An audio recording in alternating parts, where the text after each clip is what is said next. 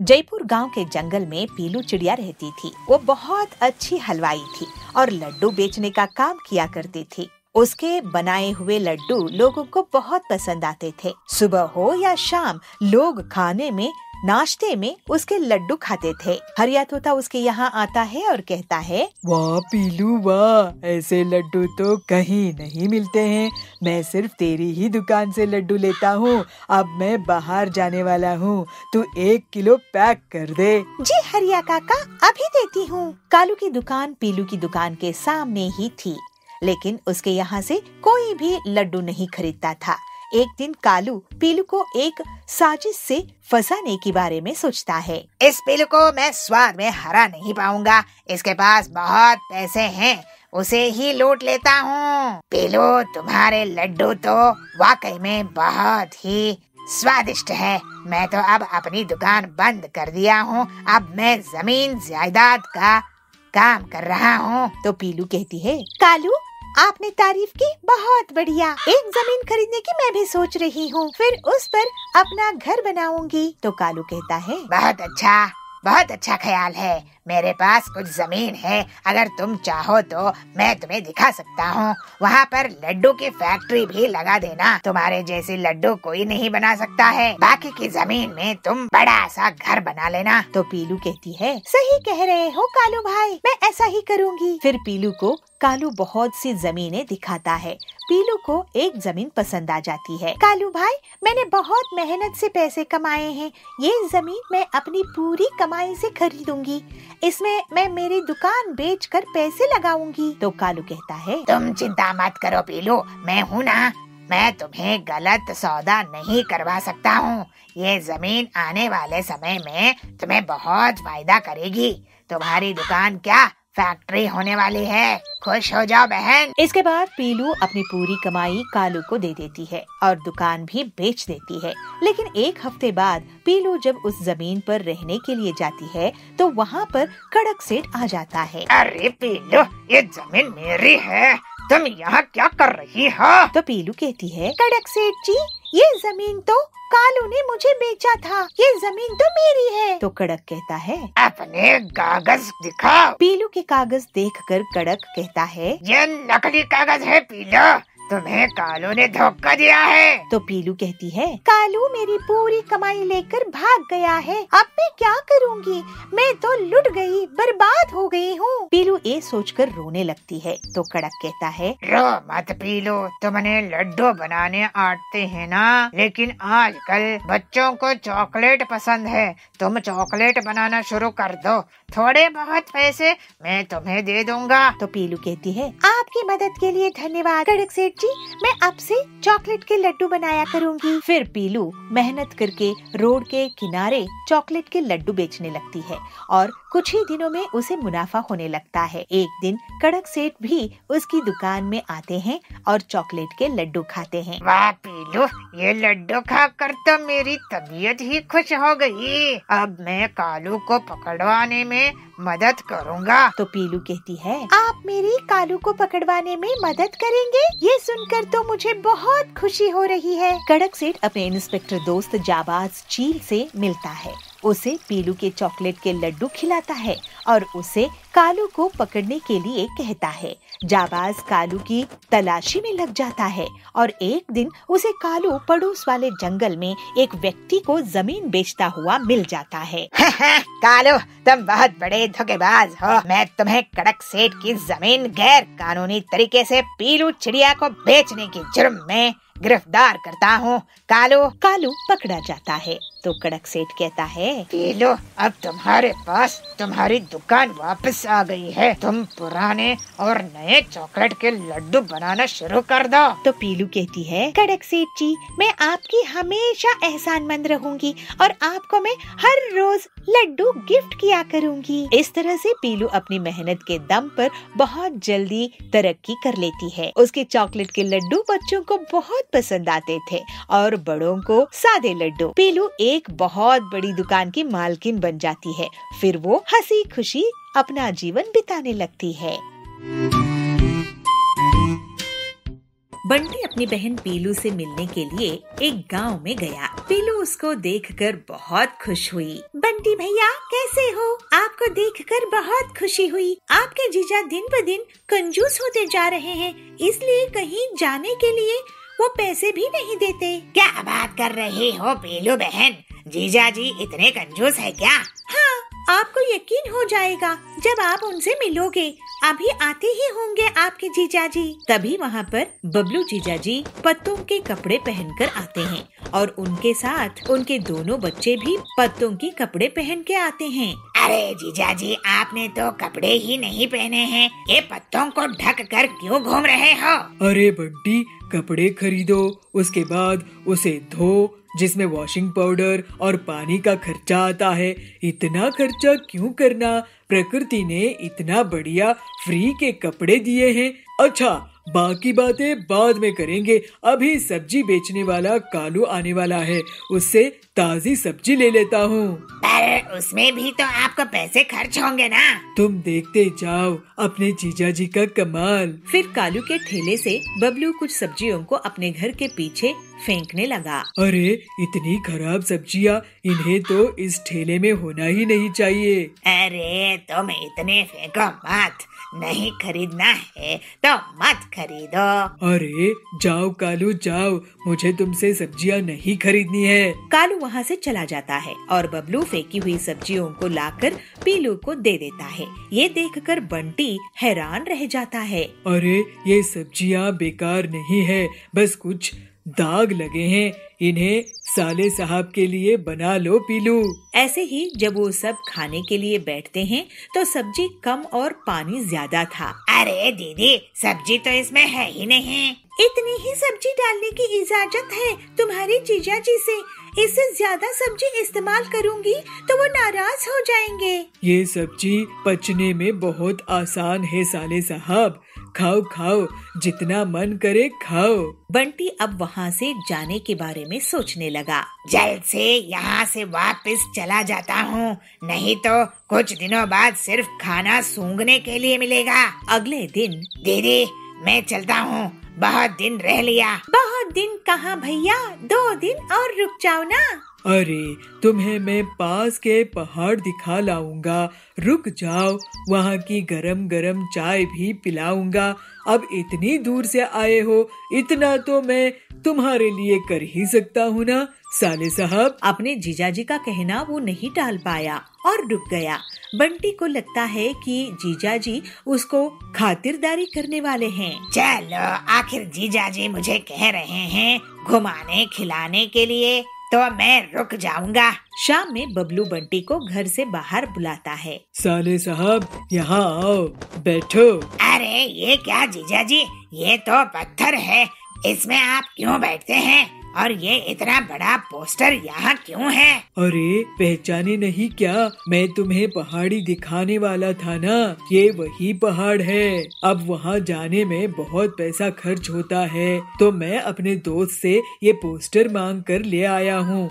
और ये पियो गरम गरम चाय, घर की भी बनी है, वहाँ जाकर पीने की मजा भी आएगा। और खर्च क्यों करना है इन सब में? लेकिन जीजाजी, ये तो कोई घूमना नहीं हुआ। क्यों, तुम क्या चाहते हो? मैं पैसे खर्च करूं, गरीब हो जाऊं, कि पैसे बचाऊं और अमीर हो जाऊं? मैं तो कहता हूँ तुम भी कपड़े छोड़कर पत्ते पहनने लगो। ये सुनकर बंटी का सिर चकरा जाता है, वो वहाँ से तुरंत भाग जाता है। अरे ये तो भाग गया, चलो भाग भाग कर घर पहुँच जाएगा तो ट्रेन के पैसे बचेंगे। हे भगवान, कैसे जीजा मिला है। जी बबली बहन, आपकी ऐसी हेयर कट करूंगी कि सब आप ही को देखते रहेंगे। पीलू बबली का हेयर कट करने लगती है, लेकिन बबली अपने हेयर कट से बिल्कुल भी खुश नहीं होती है। अरे ये क्या कर दिया पीलू, मैं कितनी बदसूरत लग रही हूँ, ऐसे तो मेरा सब मजाक उड़ाएंगे, मैं तुम्हें इसकी पेमेंट नहीं करूँगी। बंसीपुर नाम के छोटे से नगर में एक गरीब चिड़िया पीलू हेयर ड्रेसिंग का काम करती थी। वो अपने ही घर पे दुकान चलाती थी, वही काम करती थी और वही रहती थी। पीलू अपनी कमाई बढ़ाने के लिए अपनी दुकान घर के सामने एक बोर्ड लगाई कि उसके यहाँ 24 घंटे सर्विस मिलती है। ऐसे ही एक दिन बबली पीलू के यहाँ हेयर ड्रेसिंग के लिए आई। पीलू, मुझे बढ़िया सा हेयर कट करके देना, मुझे किटी पार्टी में जाना है। जी बबली बहन, आपकी ऐसी हेयर कट करूंगी कि सब आप ही को देखते रहेंगे। पीलू बबली का हेयर कट करने लगती है, लेकिन बबली अपने हेयर कट से बिल्कुल भी खुश नहीं होती है। अरे ये क्या कर दिया पीलू, मैं कितनी बदसूरत लग रही हूँ। ऐसे तो मेरा सब मजाक उड़ाएंगे, मैं तुम्हें इसकी पेमेंट नहीं करूँगी। पीलू बहुत दुखी होती है और रोने लगती है।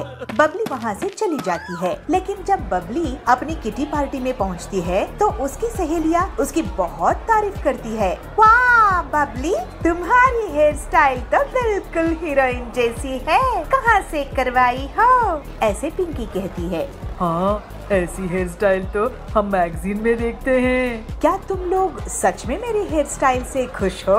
बबली को विश्वास नहीं हो रहा था कि उसकी हेयर स्टाइल सबको पसंद आ रही थी। बबली को उसके घर में उसके पति से भी बहुत तारीफ मिलती है, लेकिन फिर भी वो पीलू को पैसे नहीं देती। बबली जी, आपकी सहेलियाँ और आपके पति को आपकी हेयर स्टाइल बहुत पसंद आई है, तो आप मुझे पेमेंट क्यों नहीं देती है? मैं बहुत गरीब हूँ, मुझे पैसे दीजिए ना, मैं अपनी मेहनत का पैसा मांग रही हूँ। मैं तुम्हें और कस्टमर्स दिला दूंगी पीलू।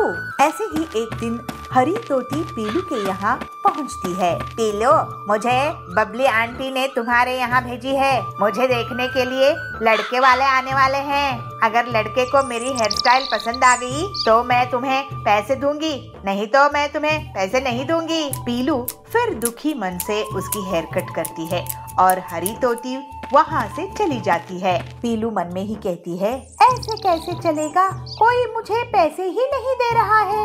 हरी तोती को देखने के लिए लड़के वाले आते हैं। आपकी हेयर स्टाइल बहुत अच्छी है, लगता है किसी प्रीमियम ब्यूटी पार्लर में गई थी। ऐसे लड़का कहता है। ये सुनकर हरी बहुत खुश होती है और वो बाद में पीलू के पास जाती है। पीलू जी, मेरी हेयर स्टाइल मेरे होने वाले पति को बहुत पसंद आई, इसलिए मैं इसकी पेमेंट करने आई थी। आपको बहुत बधाई हरी, और धन्यवाद कि आप मुझे पैसे देने के लिए आई हैं। ऐसे ही कुछ दिन बीत जाते हैं। पीलू सोच में रहती है, पता नहीं कितने दिन और गुजारने पड़ेंगे मेरे सैलून को जमाने में। जो भी आती है मेरी तारीफ करती है, लेकिन पूरे पैसे नहीं देती है।